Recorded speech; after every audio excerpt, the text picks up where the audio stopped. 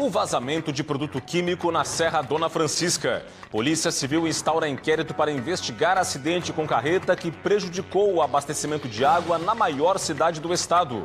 Tragédia na Grande Florianópolis. Chuva em São Pedro de Alcântara provoca a morte de adolescente de 17 anos, arrastado pela correnteza. Entrevista no estúdio do Band Cidade. A conversa de hoje é com o deputado estadual Camilo Martins, presidente da Comissão de Constituição e Justiça da Assembleia Legislativa. O alargamento da faixa de areia da praia de Jurerê. Obras mudam a paisagem de uma das praias mais famosas de Florianópolis. Campeonato Catarinense. Criciúma derrota o Ercílio Luz e dispara na liderança da competição.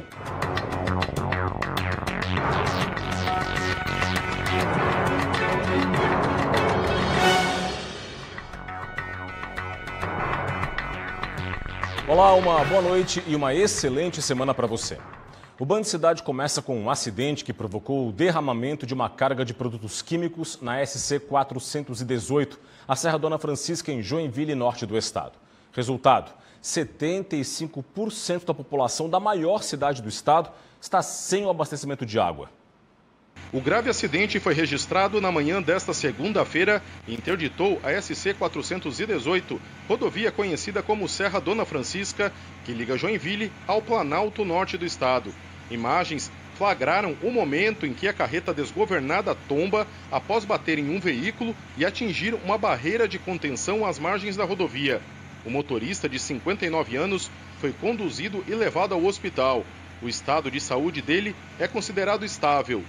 A carga que estava na carreta, que é tóxica, de ácido sulfônico, utilizado para a produção de detergente e materiais de limpeza, vazou e atingiu um ribeirão da região que deságua no rio Cubatão, que é responsável pelo abastecimento de quase 80% da maior cidade do estado. Toda a situação está sendo conduzida pela Polícia Militar Ambiental de Santa Catarina, com o apoio da Defesa Civil Estadual e órgãos sanitários. Por se tratar de um acidente com produto químico, não há previsão para a conclusão dos trabalhos de remoção da carreta e liberação da rodovia. Por motivos de prevenção, nós estamos orientando a população de Joinville para fazer economia de água. É melhor prevenir do que depois faltar água. Nós podemos retomar ainda hoje a estação de tratamento ou teremos que aguardar mais horas aí para que a gente possa fazer o tratamento de água sem um risco, de contaminação com esse produto. No fim da tarde, o governador Jorginho Melo sobrevoou a região do acidente e garantiu que melhorias estão sendo estudadas para evitar que novos acidentes aconteçam na rodovia. A Polícia Civil instaurou inquérito para apurar causas e responsabilidades sobre esse acidente na Serra Dona Francisca. De acordo com a Divisão de Investigação Criminal de Joinville, o local já foi periciado e a empresa responsável pelo transporte já está identificada. A delegada que conduz as investigações informou ainda que vai pedir uma perícia no caminhão e o DENIT vai ser oficiado para verificar uma eventual irregularidade no transporte da carga. Também no norte do estado, só que em Jaraguá do Sul, o problema foi a chuva. O temporal do fim de semana transformou ruas da cidade em verdadeiros rios. Em apenas uma hora, choveu 1/3 do total esperado para todo o mês. A chuva torrencial caiu no início da tarde e causou o transbordamento de rios e riachos em vários pontos da cidade. Nas áreas mais altas, a lama que desceu das encostas tomou conta das vias e assustou os moradores. Foram registrados também deslizamentos de terra, queda de muros e destruição do pavimento de várias ruas da cidade. Carros foram arrastados pela força das águas. Este restaurante, que estava preparado para receber uma festa, foi totalmente tomado pelas águas da enxurrada. Os proprietários ainda contabilizam os prejuízos. Até mesmo o noviciado Nossa Senhora de Fátima foi atingido. Não há registros de feridos com gravidade e desabrigados. Equipes da Defesa Civil fazem o levantamento dos prejuízos provocados pelo temporal. Em São Pedro de Alcântara, na Grande Florianópolis, a cidade está de luto pela morte de João Gustavo Barbosa Cândido, de 17 anos de idade. O adolescente morreu arrastado por uma correnteza. O garoto foi arrastado pela correnteza do rio Imaruí, na região da colônia Santa Teresa. A tragédia ocorreu durante o temporal que atingiu a cidade da região metropolitana. João Gustavo chegou a se agarrar a galhos quando foi arrastado, mas submergiu e não foi mais localizado. O corpo só foi encontrado na madrugada desta segunda-feira. A morte comoveu estudantes e professores da escola em que ele estudava. O governador Jorginho Melo também manifestou pesar pela morte de João Gustavo. Além desta morte, a chuva provocou também estragos em comunidades do município. Famílias ficaram ilhadas. Ainda não há um número total de famílias atingidas no município.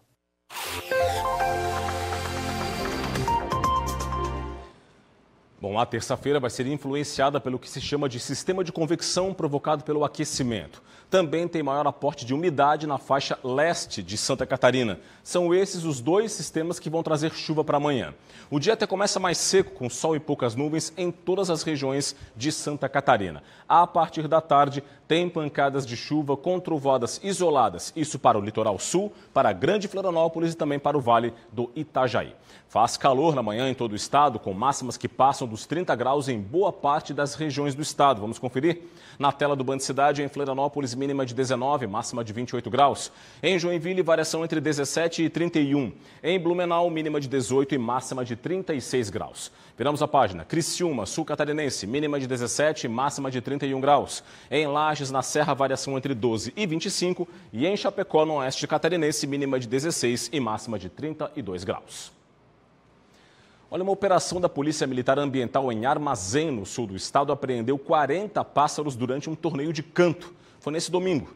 Os policiais receberam uma denúncia anônima e foram até o local. Além da apreensão das aves, foram lavrados 23 termos circunstanciados e mais de 16 autos de infração ambiental. A Cidasc também lavrou outros 6 autos de infração. Tem uma portaria que proíbe a realização desses torneios de canto, já que o estado ainda está em situação de risco para a influenza aviária. A situação da Cracolândia, em São Paulo, com a onda de saques por bandidos, é um dos principais assuntos da edição de hoje do Jornal da Band, logo depois do Band Cidade. O Eduardo Oineg chega agora com este e outros assuntos desta segunda-feira. Olá, Oineg. Salve, salve! No Jornal da Band, que começa daqui a pouco, a cobertura completa sobre a última operação da Polícia Federal, que deu o que falar, porque teve busca e apreensão em endereços de um filho do ex-presidente Jair Bolsonaro, o Carlos Bolsonaro. Ele é vereador pelo Rio e teve o celular apreendido. A investigação é sobre espionagem ilegal da ABIN, a Agência Brasileira de Inteligência. Olha só, aconteceu de novo saque na Cracolândia, em São Paulo. Agora, o prefeito promete agir colocando mais 500 guardas municipais no centro e o governador 2.000 PMs. Contas públicas. Saiu o dado do déficit nas contas do governo federal no ano passado. É o segundo maior da história e a dengue continua a assustar. Em Brasília, a Justiça autoriza a entrar em casas abandonadas para matar o mosquito. Tudo isso e muito mais no Jornal da Band, que começa daqui a pouco, 7h20 da noite. A seguir no Band Cidade, uma entrevista ao vivo aqui no nosso estúdio com o deputado estadual Camilo Martins, do Podemos. Nós já voltamos.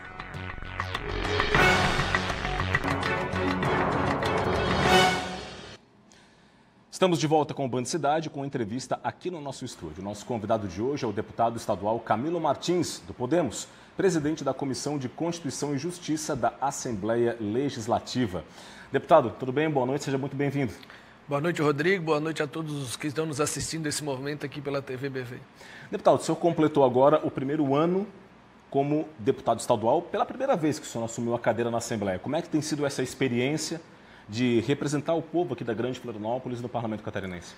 É uma experiência nova, Rodrigo. Eu que fui prefeito 2 vezes da cidade de Palhoça, no Executivo, onde tu executa, tu realiza, e quando chega à Assembleia Legislativa é totalmente diferente, é uma amplitude muito maior, mas eu pude perceber nesse primeiro ano, como deputado estadual, presidindo a comissão mais importante da Assembleia, que é a Comissão de Constituição e Justiça, a possibilidade de auxiliar muito mais, não só a cidade de Palhoça, mas também os municípios de Florianópolis, São José, Biguaçu, Santo Amaro, todos os municípios da Grande Florianópolis. Então esse ano foi um ano de muito aprendizado, mas de muito trabalho, e a gente colheu muitos resultados, principalmente dos projetos que foram encaminhados para a Assembleia Legislativa, onde os 40 deputados debateram bastante e tivemos muitos resultados que foram aprovados. Por exemplo, tivemos o projeto da Universidade Gratuita, onde foi uma aprovação em tempo recorde, onde as pessoas estão ganhando hoje o curso superior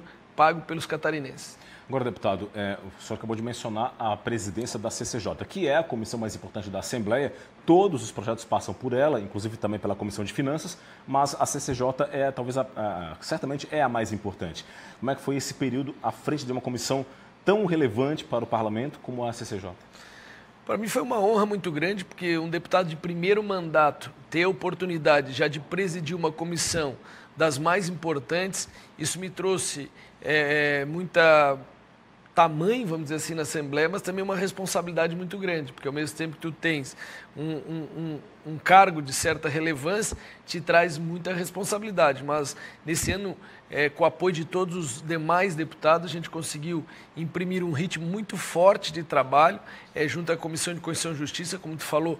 Todos os projetos passam pela CCJ, inicia lá, então nós temos que ter muita jogo de cintura, vamos dizer assim, porque tem projetos da direita, projetos da esquerda, projetos do deputado de centro, tem projetos de grande relevância, tem projetos que é importante passar pela CCJ e pelas comissões temáticas, então ali nós trabalhamos muito com o apoio dos demais deputados da CCJ, para que quem seja o grande vitorioso na aprovação dos projetos seja os catarinenses, que vão ter sempre a vida melhor com a aprovação de projetos em leis estaduais.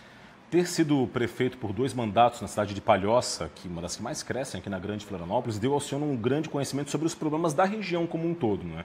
E isso balizou muito a sua atuação nesse primeiro ano. Por exemplo, muita atuação na área da mobilidade urbana, que tem tudo a ver com a Grande Florianópolis, né? Sem dúvida nenhuma, os 2 mandatos à frente da Prefeitura de Palhoça me deu muita bagagem e muito conhecimento dos assuntos, não só da cidade de Palhoça, mas da Grande Florianópolis. Por exemplo, nós temos um problema seríssimo quando falou da mobilidade. Nós temos as obras do contorno viário que estão há 13 anos atrasadas, agora foram prometidas para ficar pronta em julho, nós estamos acompanhando e fiscalizando. Mas também tem uma questão que é um tema muito sensível, que nós temos que achar urgentemente uma solução, é a questão do transporte público. Hoje as pessoas não querem mais andar de ônibus, porque ele é caro, ele é moroso, demorado da origem ao destino, e muito sucateado. Então, esse ano eu quero imprimir um trabalho à frente do meu mandato junto à Assembleia Legislativa, principalmente da bancada da Grande Florianópolis, é a questão do transporte público. Solução existe? Existe, mas temos que ter a união de esforços da classe política, dos deputados, o apoio do governador e junto aos prefeitos da região, para que possamos entregar o mais rápido possível para a sociedade, principalmente aquelas pessoas que usam ônibus, um transporte adequado, preço justo, rápido, da origem ao destino, e que seja uma coisa confortável. Caso contrário, nós vamos continuar com pessoas migrando cada vez mais do ônibus para a moto, que traz um prejuízo nos hospitais e na previdência. Nós vamos ter uma migração de pessoas para o carro e vai gerar cada vez mais filas e não vai ter recursos para fazer estradas, porque no mundo inteiro, se não resolve o transporte público, nós vamos ficar toda a vida com esse problema de filas intermináveis. O senhor também atua bastante, muito fortemente, deputado, na área de defesa civil, né? Afinal de contas, prevenção a desastres. Teve também projetos nesse sentido que o senhor encaminhou, né? Tem um projeto que é uma proposta de emenda à Constituição, que é uma proposta para prevenção. Hoje nós não temos em Santa Catarina nenhum recurso nos cofres do Estado para prevenção. E eu, juntamente com demais deputados, eu redigi o projeto, colhi assinaturas dos demais deputados para dar a proposição. A ideia é que o dinheiro seja destinado para a defesa civil e não seja no final do ano retirado. Ou seja, se nós botarmos lá 10 milhões de reais e gastarmos 8 milhões, o 2 milhões fica nessa conta para o ano subsequente. Isso foram feitas conversas junto com o governador Jorginho. Tem o apoio da Assembleia Legislativa, do presidente Mauro, retirar um pouco do dinheiro que vai para a Assembleia para botar nesse fundo da Defesa Civil. Já conversamos com o presidente do Tribunal de Justiça, presidente do Tribunal de Contas e Ministério Público. É uma união de esforços para que a gente atue na prevenção, fazendo dragagem de rios, melhorando a drenagem, melhorando os córregos, para prevenir enchentes. Mas se acontece a enchente, também parte de recurso tem que estar disponível de forma imediata, ou seja, o prefeito, quando dá uma tragédia, como nós vimos aí de São Pedro de Alcântara, de Jaraguá do Sul, lá em Joinville, nesse desastre no Rio, ele procure o governador e imediatamente o governador, através desse dinheiro do fundo, possa destinar lá o recurso. Hoje, infelizmente, eles pedem para os prefeitos, preencha o sistema da Defesa Civil, cria-se uma burocracia e não consegue o dinheiro ser colocado imediatamente, mas muitas vezes é porque não existe o recurso disponível. E essa PEC da Defesa Civil é para isso, para que tenhamos recurso disponível, para quando a tragédia assim chegue, o governador ajude imediatamente o prefeito. E também, que é o principal, parte desse recurso, algo em torno de 70%, 80%, fique para prevenção. Nós temos um problema sério no Brasil, nós não prevenimos e enchentes, tragédias, a maioria das vezes, a prevenção dá um resultado muito rápido. Um exemplo, a Prefeitura de Palhoça, através do Eduardo, fizeram um trabalho incrível de prevenção. No meu período nós já trabalhávamos muito, mas eles melhoraram muito. No final do ano passado, tivemos enchente em quase todos os municípios da Grande Florianópolis e na cidade de Palhoça não teve, porque a prevenção mostrou que dá muito resultado. Deputado, como é que tem sido a relação com o governo do Estado, com o governador Jorginho Melo? Afinal de contas, a atuação dentro da Assembleia também é muito pautada pelos projetos que chegam do Executivo também, por uma relação muito grande com lideranças do governo. Como é que tem sido esse diálogo com o Executivo? O governador Jorginho, desde o dia que assumiu o seu mandato, ele tentou de todas as formas se aproximar dos deputados. E comigo não foi diferente. E eu não ganhei eleição com ele, não havia apoiado ele no primeiro turno. Mas eu entendo que eu, enquanto deputado, nós temos que estar preocupados por Santa Catarina e eu, principalmente, pela Grande Florianópolis. Então, eu tenho uma boa relação com ele, tento sempre levar os problemas da Grande Florianópolis, porque muitas vezes é através do governador que a gente acha as grandes soluções. Fiz isso em diversas avenidas que foram construídas na cidade de Palhoça, na cidade de Governador Celso Ramos, estivemos lá com o prefeito, levamos recursos para N municípios da Grande Florianópolis, em parceria com o governo. E eu vejo que o governador Jorginho tenta também fazer isso com os demais deputados. É um governador muito presente, muito atuante, mas eu ainda acho que ele vem para esse segundo ano de mandato muito melhor que o primeiro, porque já está com a equipe mais bem montada, uma equipe que conhece mais a máquina pública e eu não tenho dúvida que esse ano será um ano que o governador Jorginho conseguirá levar os recursos até a ponta, até as cidades, para que os prefeitos consigam realizar muito mais em toda Santa Catarina. Deputado, para a gente fechar, quais são os planos então para esse ano de 2024? As minhas bandeiras continuam sendo a Grande Florianópolis, a questão da mobilidade, nós temos que ter um tratamento muito firme, atuante na questão do contorno viário, para que essa obra seja entregue imediatamente, porque já está 13 anos de atraso, chega a ser até vergonhoso. A questão do transporte público, nós precisamos ter a verdadeira integração, ou seja, aquele morador lá da Barra do Aririu de Palhoça, que queira ir a São Pedro de Alcântara, ele não precisa adentrar a ilha de Santa Catarina, pegar outro ônibus, pagar outra tarifa e voltar para São Pedro de Alcântara. Temos que ter inteligência, mas também temos que atuar na questão da saúde pública. Nós estamos numa luta diária para que os exames sejam realizados o mais rápido possível, levando recursos para a cidade de Palhoça. E nós temos também empenhado muito na questão do hospital, que seja construído um novo hospital no município de Palhoça. O governador Jorginho deu sua palavra, nós estamos em fase final para que possamos construir. N assuntos, segurança pública, nós temos que atuar muito forte, mas vamos estar trabalhando sempre para melhorar a vida dos catarinenses. Deputado Camilo Martins, presidente da CCJ da Assembleia, muito obrigado pela participação aqui no Band Cidade. Sucesso no segundo ano de mandato na Assembleia. Eu que agradeço, tenham uma boa noite a todos. Vamos em frente com o Band Cidade. A seguir a gente fala do engordamento da praia de Jurerê, no norte da ilha, em Florianópolis. E veja também, Criciúma derrota o Ercílio Luz, dispara na liderança do Campeonato Catarinense após 13 rodadas. É destaque do esporte depois do intervalo. Até já.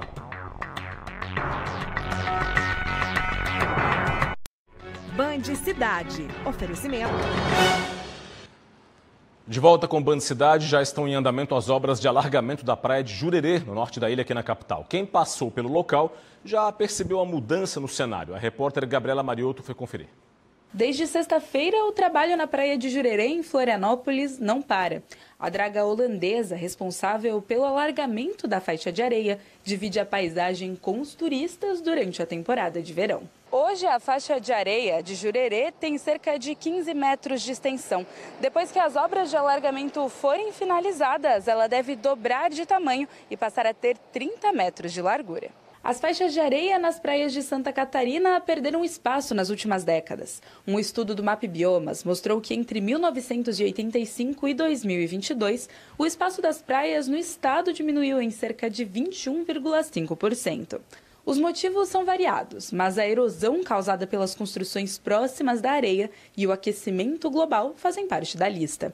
Como alternativa às cidades litorâneas, como Balneário Camboriú, Itapoá, Navegantes, Balneário Pissarras, Itapema, Garopaba e Florianópolis, tem realizado obras de alargamento. É natural que a população que mora na praia o ano inteiro sinta falta da areia. Nós chegamos lá em alguns momentos lá em Jurerê, onde quase 1/3 da praia o mar está batendo no muro já. Não é um processo natural, é um processo artificial de engordamento, mas ele é feito com todo cuidado. A praia vai ficar exatamente da mesma forma que ela era antes dela ter perdido a faixa de areia.